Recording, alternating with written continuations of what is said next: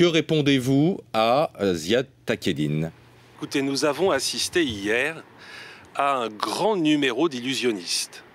Voilà M. Takieddine qui vient expliquer que c'est un grand serviteur de l'État, qui ne comprend pas pourquoi il est mis en examen, et il supplie Nicolas Sarkozy de bien vouloir déclassifier les documents pour le disculper.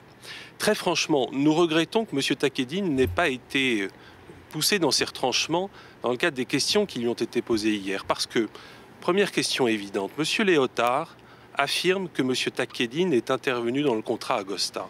Pourquoi ne pas lui avoir posé cette question? De très nombreux témoins affirment que M. Takieddine est intervenu comme un agent qui a été imposé par le ministère de la Défense au dernier moment, alors même que le contrat était déjà bouclé. Aujourd'hui, M. Takieddine vient nous expliquer qu'il faudrait lever le secret défense sur un certain nombre de documents. Mais franchement, je ne comprends pas.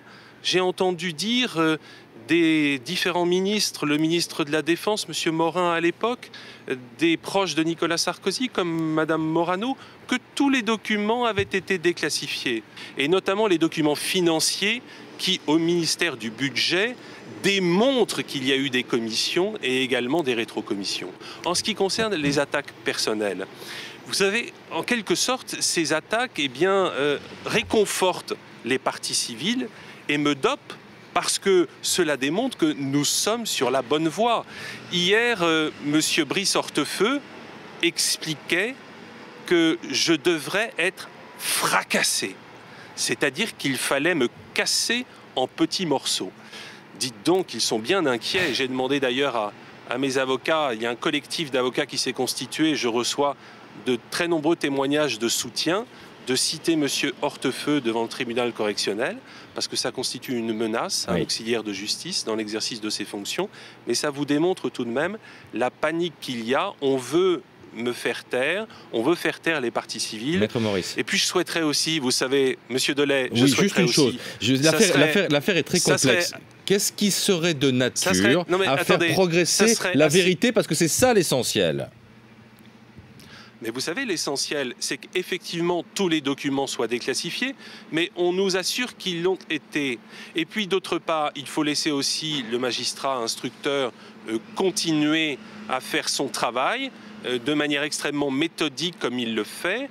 Il a mis en cause un certain nombre de personnalités. Je ne doute pas, au vu de ce qu'il y a dans le dossier, que dans les prochains jours, d'autres mises en cause seront effectuées. Vous pensez à qui? À Édouard Balladur?